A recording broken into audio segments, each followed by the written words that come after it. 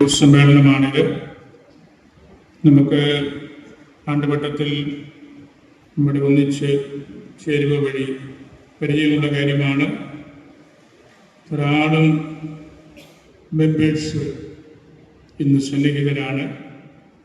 ഞാൻ വിസിറ്റയ്ക്ക് എത്തുന്ന പള്ളികളിലെല്ലാം കൂട്ടായ്മകളെക്കുറിച്ച് അന്വേഷിക്കുകയും വളരെ സജീവമായ രീതിയിൽ ബഹുമാനപ്പെട്ട വികാരിയച്ഛന്മാരും കൂട്ടായ്മയുടെ മുൻപിൽ നിന്ന് പ്രവർത്തിക്കുന്ന ഏതെങ്കിലും ഒന്ന് രണ്ട് പ്രതിനിധികളും അതേക്കുറിച്ച് ഗൗരവതരമായിട്ട് പങ്കുവയ്ക്കാറുണ്ട്.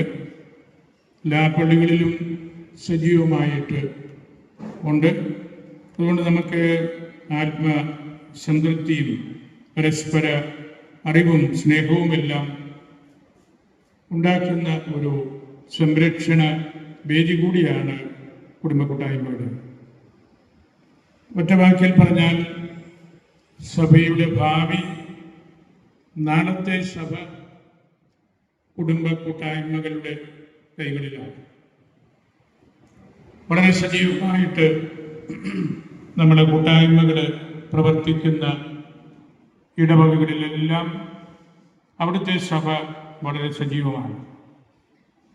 തിരുസഭയെക്കുറിച്ചുള്ള പ്രബോധനം 26 നിയമാനുസൃതം സംഘടിപ്പിക്കപ്പെട്ടിട്ടുള്ള വിശ്വാസികളുടെ പ്രാദേശിക ഗ്രൂപ്പുകൾ തങ്ങളുടെ ഇടയന്മാരുമായി ഐക്യത്തിലായിരിക്കുന്നിടത്തോളം അവയിൽ മിശിഹായുടെ സഭ യഥാർത്ഥത്തിൽ സന്നിഹിതയാണ്. ഇതാണ് ഇടവക കൂട്ടായ്മയുടെ പ്രത്യേകത. അത് ഈശോയുടെ സഭയാണ്. ഇടവക വികാരിയോട് ഒന്നിച്ച് നമ്മൾ നടത്തുന്ന ഒരു കൂടിവരവാണ്.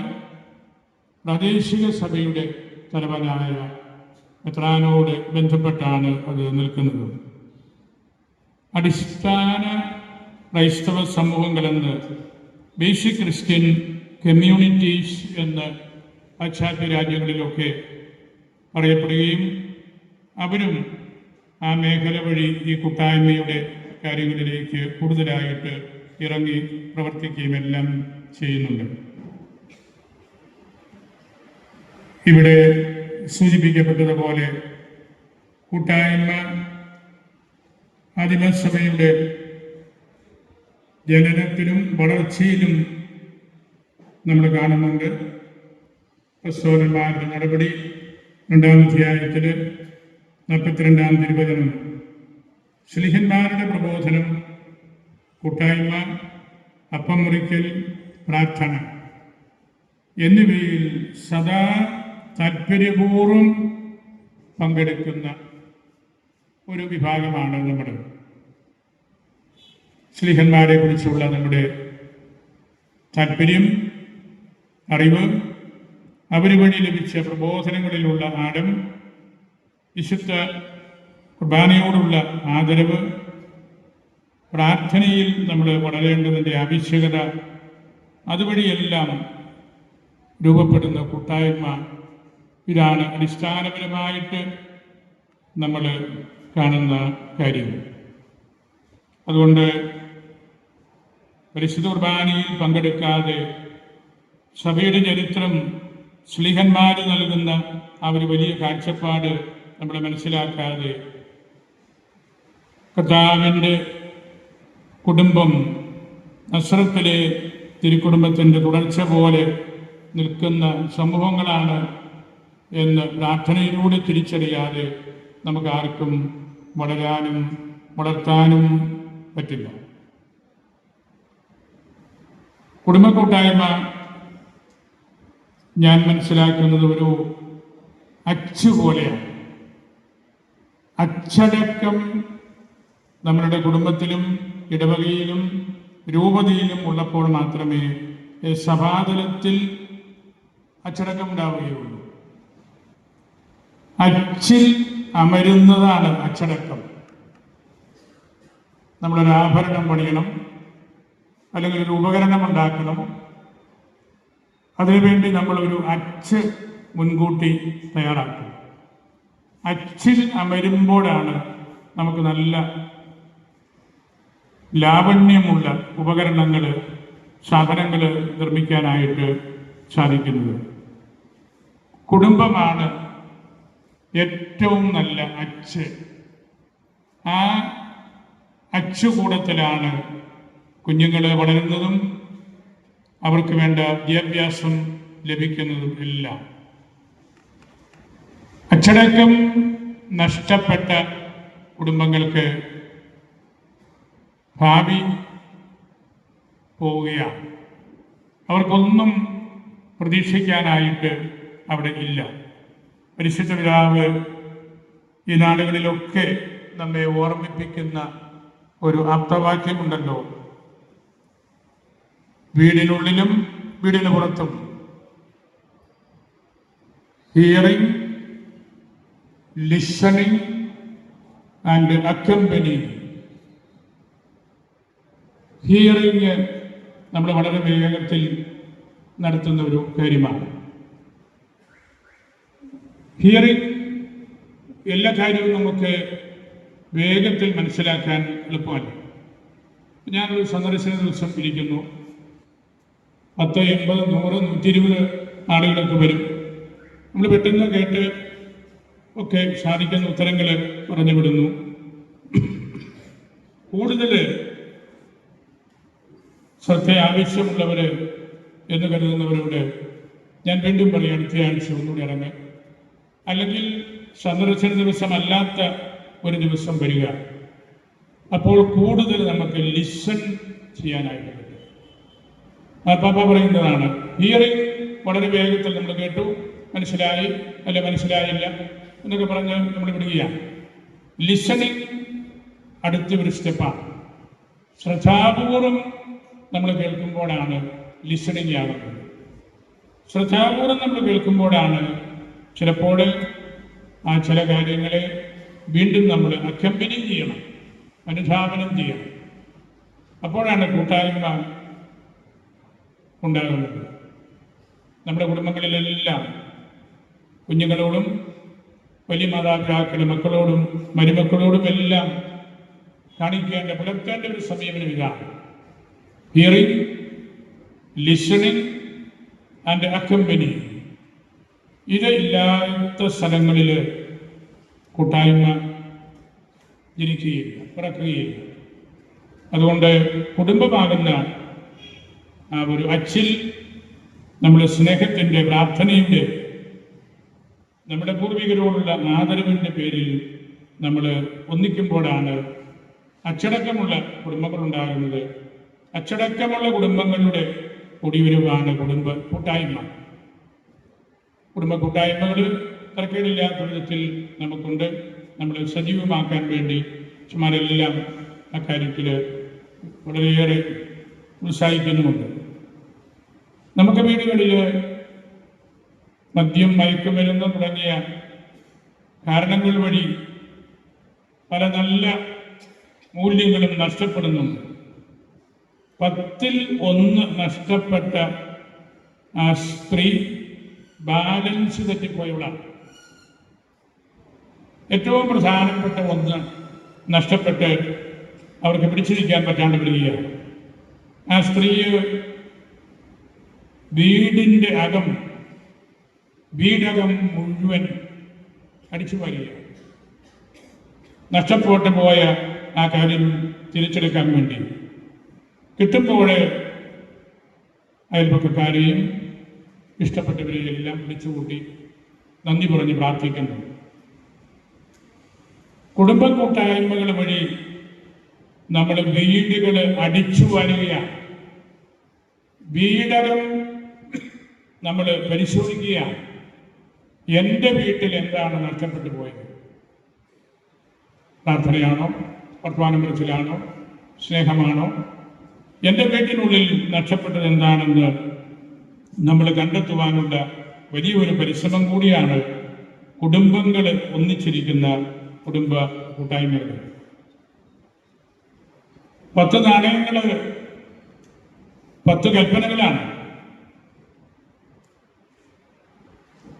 നഷ്ടപ്പെട്ട 1-ാം നാണയം ദൈവമാണ്. സത്യദൈവത്തിനുള്ള ആരാധന, വിശ്വാസം. നമ്മളൊരു കാര്യം മനസ്സിലാക്കണം.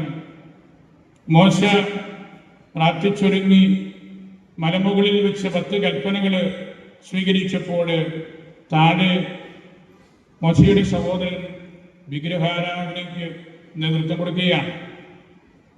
ചേട്ടൻ പോയി കൽപ്പനകൾ വാങ്ങിച്ച് കയ്യിൽ പിടിച്ചു നിൽക്കുകയാണ്, 10 കൽപ്പനകൾ. അപ്പോഴാണ് താഴ്വരയിൽ വിഗ്രഹങ്ങളിലേക്ക് ആ ജനം മുഴുവൻ മാറിപ്പോകുന്നത്. വലിയൊരു ടെൻഷനാണ് കൂട്ടായ്മയിൽ നമ്മളുടെ അംഗങ്ങളെ നിർത്താൻ വേണ്ടി. എപ്പോഴും പൈശാചികമായിട്ടുള്ള ആക്രമണങ്ങൾ നമുക്ക് ഉണ്ടായിക്കൊണ്ടിരിക്കും. ബർണാർഡ് പുണ്യവാളൻ പറഞ്ഞല്ലോ, ഒരച്ഛൻ ഒരു പള്ളി പണിയുമ്പോൾ ശത്രുക്കള്, പിശാചുക്കള് ആ പള്ളിക്കെതിരായിട്ട് നിരന്തരമായിട്ട് കുരിശുപള്ളികൾ പണിതുകൊണ്ടിരിക്കും. ഇതായിരുന്നു ഇവിടെ ചെയ്യേണ്ടത് എന്ന് പഠിപ്പിക്കാനാണ്. ഈ പള്ളി തന്നെയായിരുന്നു ഇവിടെ വേണ്ടത്, ഇവിടെ വേണ്ടത് ഇതായിരുന്നു. അങ്ങനെയുള്ള ശത്രുക്കള് ഏത് നന്മകൾ നമ്മൾ ചെയ്യുമ്പോഴും ഉണ്ടാകും. അതാണ് വീടകത്തും മലമുകളിലും എല്ലാം സംഭവിക്കുന്നത്. മോശ കൽപ്പന വാങ്ങിക്കുന്നു, അനുജനും കൂട്ടത്തിലുള്ളവരും വിഗ്രഹാരാധനയിലേക്ക് പോകുന്നു. അപ്പനും അമ്മയും ഇരുന്ന് പ്രാർത്ഥിക്കുന്നു, മക്കളും ചെറുമക്കളും എല്ലാം പുറത്തുകൂടെ ഓടി നടന്ന് വിന്യസിക്കുകയും മദ്യപിക്കുകയും എല്ലാം ചെയ്യുന്നു. അങ്ങനെ നമ്മൾ സഭയ്ക്കൊരു പ്രതിരോധ ശക്തി കൂടെ ലഭിക്കാൻ വേണ്ടിയാണ് കുടുംബ കൂട്ടായ്മകൾ ആവശ്യമാണ് എന്ന് പറയുന്നത്. ഒന്നിലും ബലമില്ലാത്തവരെ പോലെ നമ്മുടെ വീടിൻ്റെ അംഗങ്ങൾ മാറുന്നുണ്ട്. മനസ്സ് പുതുക്കലാണ് വിളക്ക് തെളിക്കുന്നത് എന്ന് നമ്മൾ തിരിച്ചറിയാം. ആ സ്ത്രീയെ മനസ്സ് പുതുക്കുകയായിരുന്നു, വിളക്ക് തെളിച്ചു. മനസ്സ് പുതുക്കി. എൻ്റെ ഉള്ളിൽ എന്തായിരുന്നു, എന്താണ് എനിക്ക് നഷ്ടമായത്, എങ്ങനെയാണ് ഞാൻ നഷ്ടപ്പെട്ടത് കണ്ടെടുക്കേണ്ടത്. പ്രാർത്ഥനയുടെ അച്ചിലാണ് നമുക്ക് നഷ്ടപ്പെട്ട കാര്യങ്ങൾ നമ്മൾ കണ്ടെത്തേണ്ടത്. അതുകൊണ്ടാണ് കുടുംബ കൂട്ടായ്മകളിൽ പ്രാർത്ഥനയ്ക്ക്, ദൈവവചന ശ്രവണത്തിന്, ദൈവവചന വ്യാഖ്യാനത്തിന്, സാമൂഹ്യ പ്രശ്നങ്ങൾ പങ്കുവയ്ക്കുന്നതിലെല്ലാം വലിയ പങ്കുണ്ട്, ഉത്തരവാദിത്വമുണ്ട് എന്ന് നമ്മൾ പറയുന്നത്. ദൈവവചനം നമ്മൾ കൂടുതലായിട്ട് കേൾക്കണം. നമ്മൾ ഈ പ്ലാറ്റിനം ജൂബിലി വർഷത്തിൽ ചെയ്ത ഏറ്റവും നല്ല ഒരു കാര്യം, നമ്മുടെ വിഭാഗത്തിൻ്റെ സിസ്റ്റേഴ്സ് നമ്മുടെ രൂപതയിലെ എല്ലാ വീടുകളും കയറി ഇറങ്ങി എന്നുള്ളതാണ്. ഒരത്ഭുതമാണ്. നമ്മുടെ രൂപതയിലെ എല്ലാ വീടുകളും കയറി ഇറങ്ങി അവർ ദൈവവചനം പറഞ്ഞു, ആളുകളെ കേട്ടു, അവരെ ശ്രമിച്ചു, അവരെ പിന്നീടും വിളിച്ച് ആവശ്യമുണ്ടെങ്കിൽ കാണാമെന്ന് പറഞ്ഞിട്ടുണ്ട്. ദൈവവചനത്തിൻ്റെ വ്യാഖ്യാനങ്ങൾ കൊടുത്തു, ചെറിയ ഭക്ഷണം കഴിച്ചു. വലിയൊരു നവീകരണമായി. അതിനേക്കാൾ വലിയൊരു കാര്യം നമുക്ക് ഈ പ്ലാറ്റിനം ജൂബിലിയിൽ ചെയ്യാൻ പറ്റുമെന്ന് ഞാൻ കരുതുന്നു. ഇത് വലിയൊരു നവീകരണത്തിനും ആവേശത്തിനും കാരണമായി. പിന്നെ നമ്മൾ കൂടിയ സമ്മേളനങ്ങളൊക്കെ നന്നായിട്ട് നടന്നതിൻ്റെ കാരണവും ഈ സിസ്റ്റേഴ്സ് ഇതുപോലെ ലൈസൻസ് അടിച്ച് ഓടി നടന്ന് മാസങ്ങളെടുത്ത്, മഴയാണെങ്കിലും വെയിലാണെങ്കിലും അവരിതൊന്നും വകവയ്ക്കാതെ അങ്ങനെ പെരുമാറിയതുകൊണ്ടാണ്. വലിയ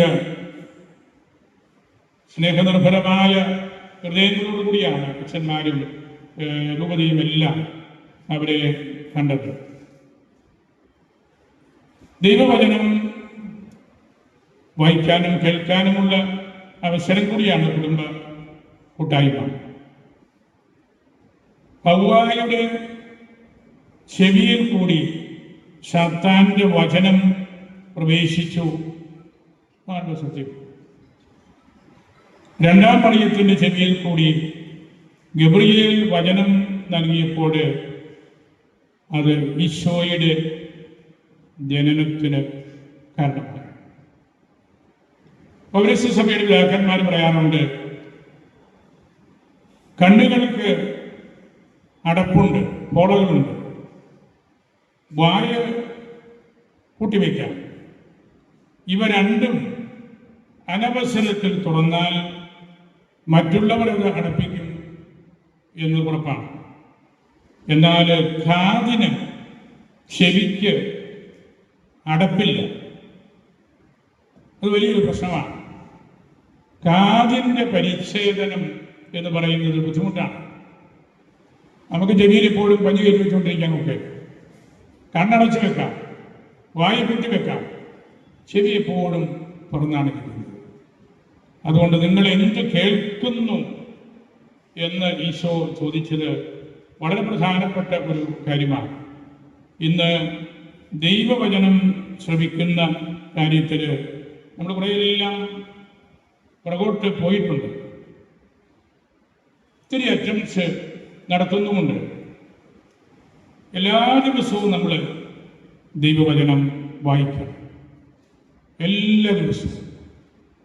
അപ്പോഴാണ് നമുക്ക് മനസ്സിൽ സൂക്ഷിക്കേണ്ട നല്ല ചിന്തകൾ ലഭിക്കുന്നത്.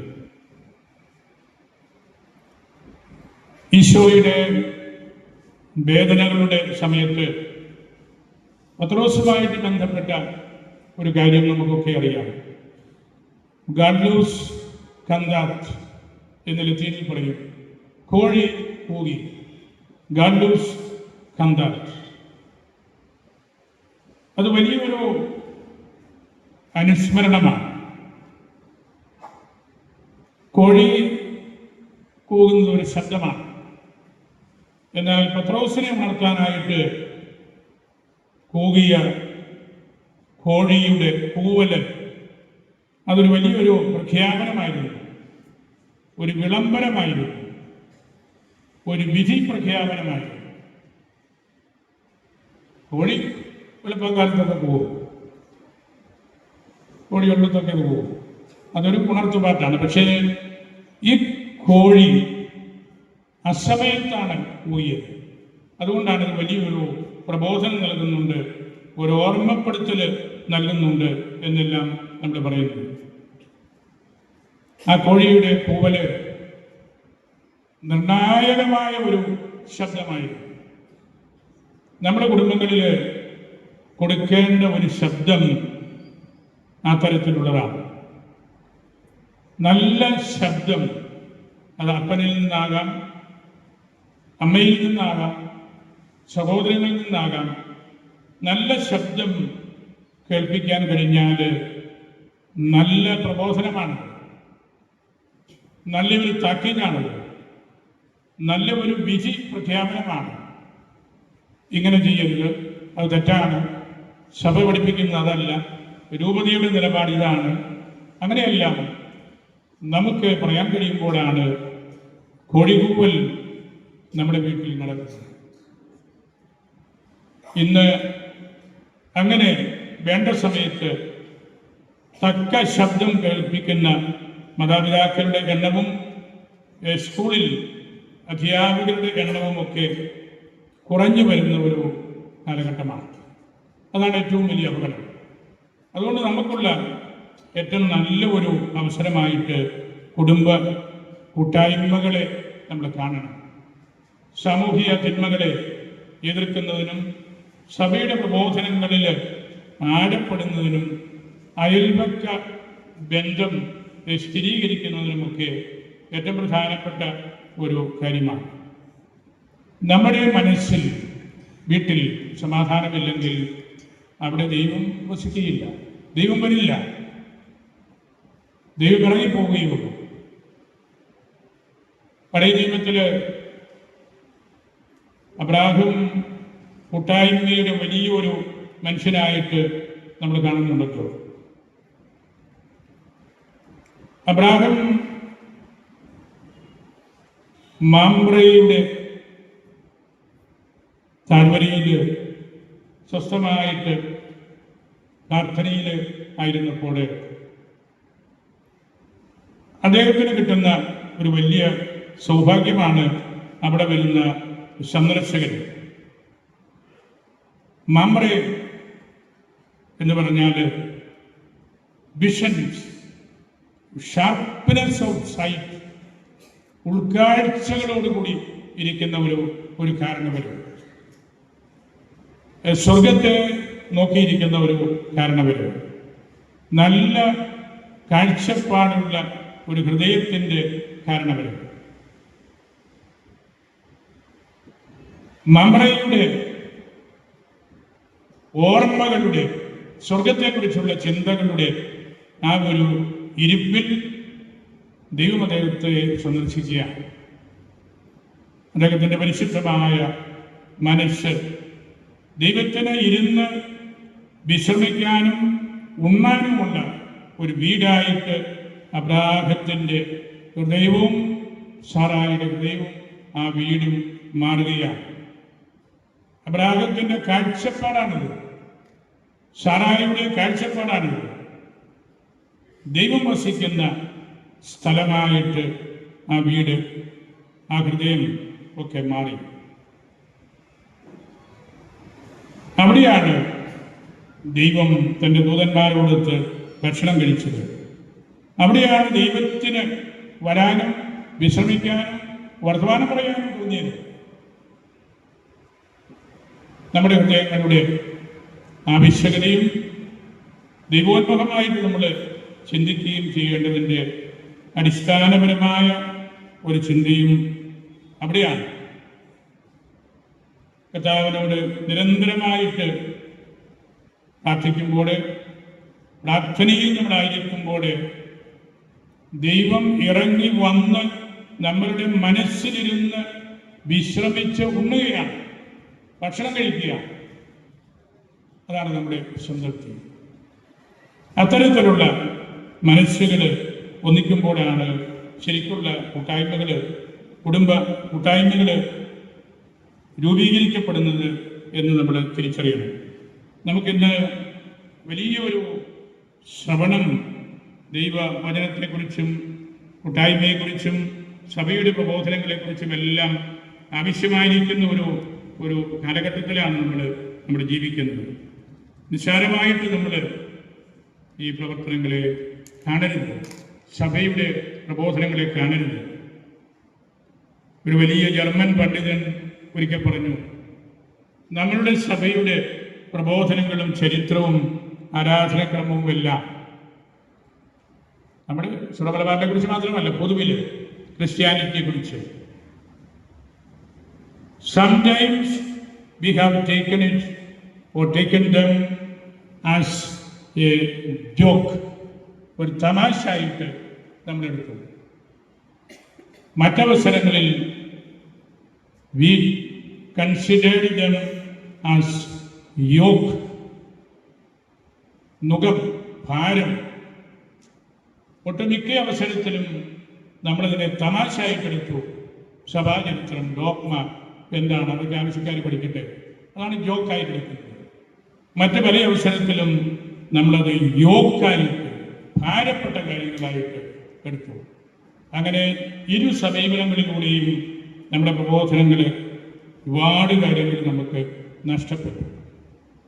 പരിശുദ്ധ പിതാവ് ഈ വർഷത്തെ ജൂബിലി വർഷമായിട്ട് നമുക്ക് നൽകിയപ്പോൾ പരിശുദ്ധ പിതാവ് ഉദ്ദേശിക്കുന്നത് ഇതെല്ലാം നമ്മുടെ ഹൃദയത്തിൽ ഒന്നുകൂടെ പഠിച്ച് എടുത്ത് ഒരുങ്ങി നല്ല ഫലങ്ങൾ പുറപ്പെടുവിക്കുന്ന വ്യക്തികളായിട്ട് മാറണം എന്നതാണ്. സഭയിൽ ദുഃഖകരമായ ഒട്ടനവധി കാര്യങ്ങളുണ്ട്. വേണ്ട കാര്യങ്ങൾ നമ്മൾ പഠിക്കുകയും പഠിപ്പിക്കുകയും അത് പാലിക്കുകയും ചെയ്യാതെ പോകുമ്പോഴാണ് ഞാൻ ആദ്യം പറഞ്ഞ അച്ചിൽ നിന്ന് നമ്മൾ മാറി വഴുതി നമ്മൾ കണ്ടെത്തുന്ന വഴിയിലൂടെ എല്ലാം പോകുന്നത്. അതുകൊണ്ട് ഈ കുടുംബ കൂട്ടായ്മ സ്നേഹത്തിൻ്റെ ഒരു ചങ്ങലയാണ്.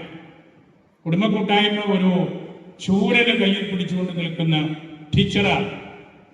അവിടെ ഒരു പ്രബോധനം നമുക്ക് നൽകുന്നുണ്ട്. അവിടെ ഒരു റൂട്ടിങ്, ഒരു ആഴപ്പെടൽ സംഭവിക്കുന്നുണ്ട്. അവിടെ ഒരു അയൽപക്ക ബന്ധം വളരുന്നുണ്ട്. അവിടെ മിശിഹായെ കുറിച്ചുള്ള നല്ല ചിന്തകൾ നമുക്ക് കൂടുതൽ കിട്ടുന്നുണ്ട്. നമുക്ക് ഫലങ്ങൾ പുറപ്പെടുവിക്കാൻ സാധിച്ചില്ലെങ്കിൽ കർത്താവ് എന്തെങ്കിലും നമ്മളെ ഉണക്കിക്കളയും. നല്ല എക്കോ ഫ്രണ്ട്ലി ആയിട്ടുണ്ടായിരുന്ന ഒരു അത്തിമരം ഉണ്ടായിരുന്നല്ലോ. ഇന്നത്തെ ഭാഷയിൽ പറഞ്ഞാൽ ലോകത്തിലെ ഏറ്റവും എക്കോ ഫ്രണ്ട്ലി ആയിട്ടുള്ളൊരു മരമായിരുന്നു. ഒറ്റ നിമിഷം കൊണ്ട് ഈശോ ഉണക്കിക്കളഞ്ഞു. ഒറ്റ നിമിഷം കൊണ്ട്. കാരണം അതിന് ഫലം നൽകാനായിട്ട് പറ്റിയില്ല. ശിഖരങ്ങളും ഇലകളും എല്ലാം സമൃദ്ധമായിട്ടുണ്ടായിരുന്നു. പക്ഷെ അതിനിടയിൽ ഈശോ എന്ത് പ്രതീക്ഷിക്കുന്നുവോ ആ നല്ല ഫലങ്ങൾ പുറപ്പെടുവിക്കാനായിട്ട് സാധിച്ചു. നമ്മൾ നല്ലപോലെ അധ്വാനിക്കണം. ഞാൻ അച്ഛന്മാരുടെ മീറ്റിങ്ങിലൊക്കെ പറയാറുണ്ട്, 24 മണിക്കൂറും നമ്മൾ ജോലി ചെയ്യണം. അത് പഠനമായിട്ടും പ്രാർത്ഥനയായിട്ടും ശുശ്രൂഷയായിട്ടും എല്ലാം 24 മണിക്കൂറും നമ്മൾ ജോലി ചെയ്താൽ നമുക്ക് കൂട്ടായ്മയിൽ നമ്മുടെ രൂപതയെയും നമ്മുടെ ദൈവജനത്തെയും നമുക്ക് നിർത്താനായിട്ട് സാധിക്കുകയുള്ളൂ. ഒരുപാട് കാര്യങ്ങൾ മൂടിപ്പോയിട്ടുണ്ട്, മറയ്ക്കപ്പെട്ടിട്ടുണ്ട്. ഞാൻ ഒരു നിമിഷം കൂടെ എടുത്ത് അവസാനിപ്പിക്കാം.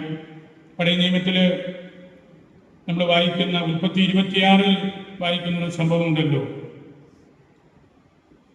ഒരുപാട് കിണറുകൾ അബ്രാഹത്തിന്റെ കാലത്തുണ്ടായിരുന്നത് ഫിലിസ്തീയക്കാർ മൂടിക്കിടന്നു. അബ്രാഹത്തിന്റെ മകൻ ഇസ്ഹാക്ക് വന്നപ്പോൾ അദ്ദേഹം ചെയ്ത ഒരു കാര്യം, ഈ കിണറുകളെല്ലാം അദ്ദേഹം തെളിച്ചു. മണ്ണ് കോരിക്കളഞ്ഞ് എല്ലാ കിണറ്റിൽ നിന്നും വെള്ളം കിട്ടി, മണ്ണ് മാറ്റി, ജലം കിട്ടി. അദ്ദേഹം ഇറക്കിയ കൃഷികൾക്ക് 100 വേനി വിളവ് കിട്ടി. ന്യൂ ടെസ്റ്റമെന്റിന്റെ ഒരു മുന്നാസ്വാദനമാണ്. 100 വേനി വിളവ് ഈശോയാണ്. അത് പഴയ നിയമത്തിൽ അബ്രാഹം ബാർലി കൃഷി നടത്തി എടുത്ത കാര്യമാണ്. 100 വേനി. എല്ലാ കിണറുകളും അദ്ദേഹം മണ്ണ് മാറ്റി തെളിച്ചു. All muddy and earthly thoughts നമ്മുടെ ഉള്ളിൽ നിന്ന് മാറ്റിയിരിക്കുന്നു. അതാണ് അതിൻ്റെ അർത്ഥം. നമ്മുടെ ഉള്ളിലുള്ള മടി, ചെളി പിടിച്ചത്, എർത്തിലി വെറും ലോകത്തിൻ്റെതായ ചിന്തകൾ മാറ്റി കഴുകി എടുക്കുമ്പോൾ നമ്മൾ തെളിനീര് പകരുന്ന കിണറുകളായിട്ട് മാറുകയാണ്. അപ്പോഴാണ് നമുക്ക് കൂട്ടായ്മയിൽ ഒന്നിക്കാൻ സാധിക്കുന്നത്, കൂട്ടായ്മയുടെ അർത്ഥം മനസ്സിലാക്കാൻ സാധിക്കുന്നത്. നമ്മുടെ രൂപത ദീപാനുഗ്രഹത്താൽ ശക്തമായ കൂട്ടായ്മയിൽ നിൽക്കുന്ന ഒരു പ്രാദേശിക സഭയാണ്. തർക്കമില്ലാത്ത സ്നേഹം എല്ലാവരും തമ്മിലുണ്ട്, സഹകരണമുണ്ട്. അതുകൊണ്ടാണ് നമുക്ക് കൂടുതൽ കൂട്ടായ്മയിലും സ്നേഹത്തിലും ജീവിക്കാൻ സാധിക്കുന്നത്.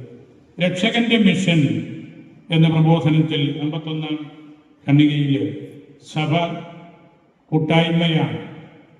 അതിൽ പുതിയ അടിസ്ഥാന സമൂഹങ്ങൾ യഥാർത്ഥത്തിൽ സഭയുമായുള്ള ഐക്യത്തിൽ ജീവിക്കുന്നുവെങ്കിൽ അവ കൂട്ടായ്മയുടെ യഥാർത്ഥ പ്രകാശനവും കൂടുതൽ അഗാധമായ കൂട്ടായ്മകളെ സൃഷ്ടിക്കുന്ന ഉപാധികളുമാണ്. ഇടവകതിൻ്റെ കൂട്ടായ്മയാണ്, ഒരു വീടും കൂട്ടായ്മയാണ്. പിന്നെ എന്തിനാണ് കുടുംബ കൂട്ടായ്മകൾ എന്നുള്ള കാര്യത്തിന് ഉത്തരമാണ് പരിശുദ്ധ പിതാവ് ആ പ്രബോധനത്തിൽ നൽകുന്നത്. അങ്ങനെ നമുക്ക് സ്നേഹത്തിൽ ആയിരിക്കാം. നമ്മളുടെ നഷ്ടപ്പെട്ട നാണയങ്ങൾ നമുക്ക് കണ്ടെത്താം. ചെളി പിടിച്ച് മൂടിപ്പോയ നമ്മുടെ മനസ്സാകുന്ന കിണറുകൾ നമുക്ക് തെളിച്ച് നല്ല ഉറവയുള്ള കിണറാക്കി മാറ്റാം. വെറുതെ അധ്വാനിക്കാതെ ഭക്ഷണം കഴിക്കുകയും ജീവിക്കുകയും ചെയ്യുന്ന പച്ചപ്പുള്ള മനുഷ്യരായിട്ട് മാറാതെ ക്ലേശങ്ങൾ അനുഭവിച്ച് നല്ല ഫലങ്ങൾ പുറപ്പെടുവിക്കാൻ കഴിവുള്ള വ്യക്തികളായിട്ട് മാറാം. വാക്കുകൾ പറയുന്നത് മാത്രമാകാതെ അച്ചടക്കം ഞാൻ എന്ന് പറയുന്നത് ഒരു അച്ചാണ്, ഒരച്ചുകൂടമാണ്.